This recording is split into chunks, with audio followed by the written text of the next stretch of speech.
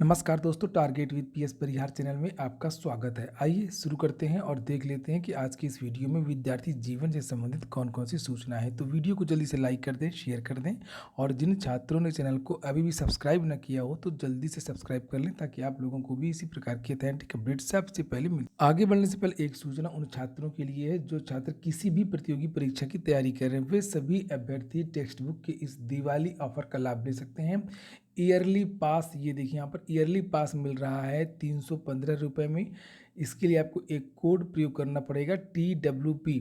एक साल के लिए आप लोग अनलिमिटेड मॉक टेस्ट दे सकते हैं। आप अगर किसी भी भर्ती की तैयारी कर रहे हैं जैसे कि SSC, रेलवे, बैंक, सारी की सारी भर्तियां इसमें कवर की गई हैं और इसमें लगभग 580 भर्तियों के मॉक टेस्ट उपलब्ध है। टेक्स्ट बुक की जो लिंक है वो मैंने डिस्क्रिप्शन बॉक्स में दे दी है, वहाँ पर जाकर के आप लोग डायरेक्ट इसे देख सकते हैं। और टेक्स्ट बुक एक बहुत बड़ा प्लेटफॉर्म है जिसमें लगभग 14 लाख से ज़्यादा छात्र जुड़े हुए हैं।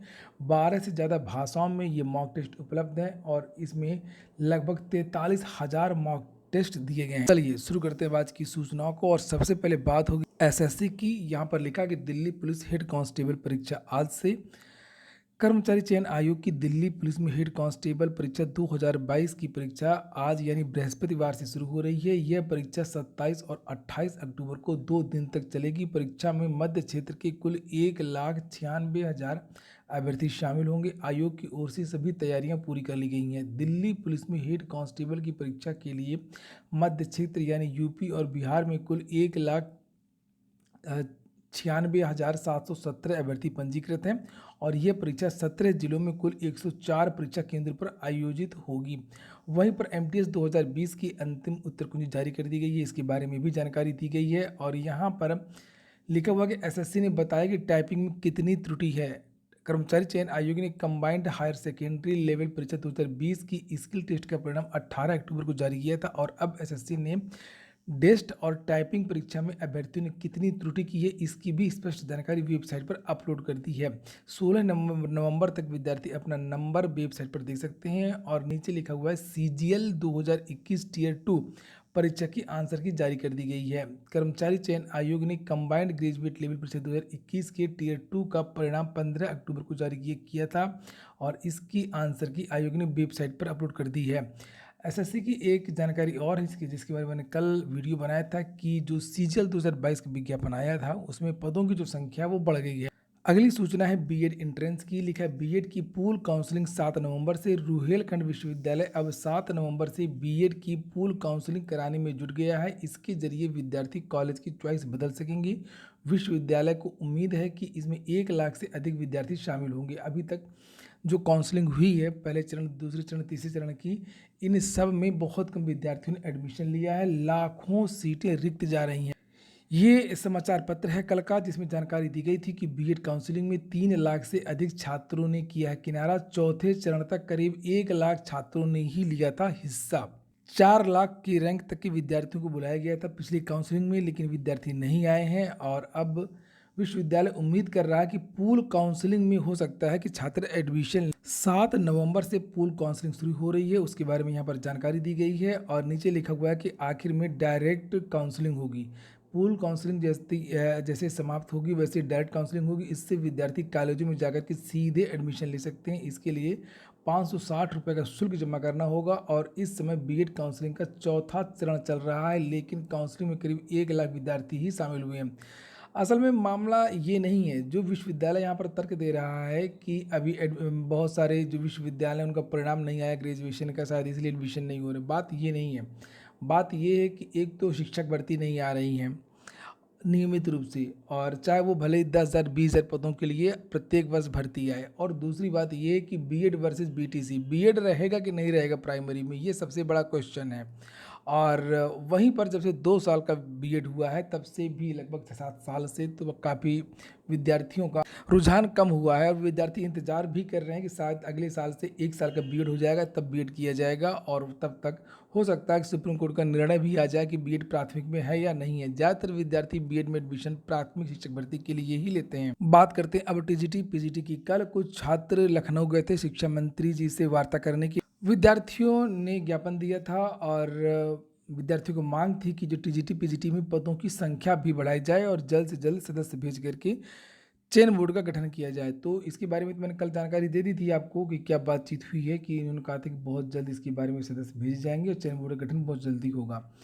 एक सूचना कल छूट गई थी कि विज्ञापन में सीट बढ़ाने के संबंध में क्या बातचीत हुई थी। सीट बढ़ाने के संबंध में उन्होंने स्पष्ट इनकार कर दिया था। ये कहा था कि जितने पदों का विज्ञापन जारी हुआ है उतने ही पदों पर भर्ती होगी, उसमें कोई भी पद बढ़ेगा नहीं इस विज्ञापन में। और जैसे ही ये भर्ती कंप्लीट होती है, इस भर्ती के बाद में एक नया विज्ञापन चयन बोर्ड जारी करेगा और उसमें पदों की संख्या ज़्यादा होगी।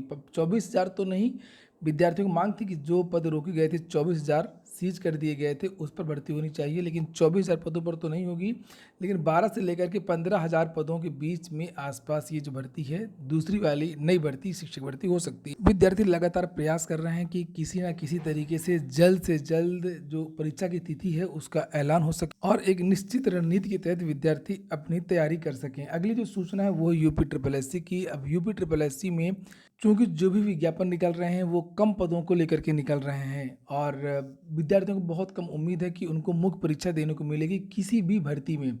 ज़्यादातर जो पदों के विज्ञापन निकल रहे हैं 100 पदों के लिए, 76 पदों के लिए, 50 पदों के लिए, 60 पदों के लिए, और एक बहुत बड़ा जो विज्ञापन जिसको कहा जा रहा था तो उसमें भी पद कम कर दिए गए थे। 1262 पदों के लिए विज्ञापन जूनियर असिस्टेंट का निकला और इसी के बाद से विद्यार्थियों ने जो है अब मांग कर दी है कि यूपी ट्रिपल एससी में पीईटी में टीईटी की तरीके से एक निश्चित कट ऑफ रखा जाए ताकि विद्यार्थी आशान्वित हो सकें कि आगे आने वाली भर्ती में हम जब पीटी पास हैं हमको मौका मिलेगा और वो पढ़ाई कर सकेंगे। अगर पीटी में उनका पेपर बिगड़ गया तो वो फिर उनका मनोबल डाउन हो जाता है और वो सोचते हैं कि अब तो हम पूरे साल में प्रत्येक भर्ती के लिए बाहर हो गए, पढ़ने लिखने से कोई फायदा नहीं है। ये देखिए आप लोग लगातार विद्यार्थी सोशल मीडिया के माध्यम से ये मांग कर रहे हैं, लिखा कि जितनी भी नई भर्तियाँ आए उन सभी के लिए एक निश्चित कट ऑफ लगनी चाहिए जिससे ज़्यादा से ज़्यादा बच्चों को नई भर्तियों में एग्जाम्स में बैठने का मौका मिल सके।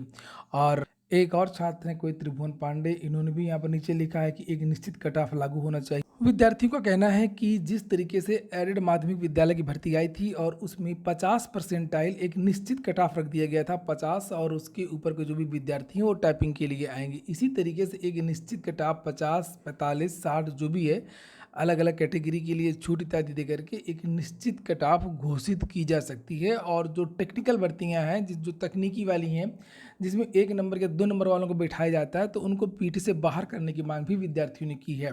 1 नंबर, 2 नंबर, 3 नंबर, 4 नंबर के लिए पीटी वाले जो विद्यार्थी हैं उनको बाहर कर दिया जाए और उनके लिए सीधी भर्ती, चूंकि जो टेक्निकल की भर्ती होती हैं स्पेशल पोस्ट होती हैं उसमें बहुत कम विद्यार्थी वैसे भी होते हैं। चूंकि यूपी ट्रिपल एससी का ये तर्क रहता है कि जो टेक्निकल भर्तियां होती हैं उनकी कट ऑफ कम जाती है, इसलिए हम हर भर्ती के हिसाब से अलग अलग जो कट ऑफ है वो जारी करते हैं। तो जो भी स्पेशल वैकेंसीज हैं उनको बाहर कर दिया जाए पीटी से और जो सामान्य भर्तियां हैं उनको पीटी में रखा जाए और पीटी में एक निश्चित कट ऑफ लगा दिया जाए और कट ऑफ ऐसा रहे कम से कम 70,000 80,000 विद्यार्थी परीक्षा में बैठ सके मुख्य परीक्षा में। तो इसके लिए विद्यार्थी बहुत जल्दी यूपी ट्रिपल एससी भी जाने वाले हैं, ज्ञापन भी देंगे और लखनऊ में बहुत जल्दी धरना प्रदर्शन भी करेंगे। वीडियो के अंत में शिक्षा मंत्री के एक बयान को आप लोग देख सकते हैं और इसके बारे में आप लोग कमेंट करके अवश्य बताएं।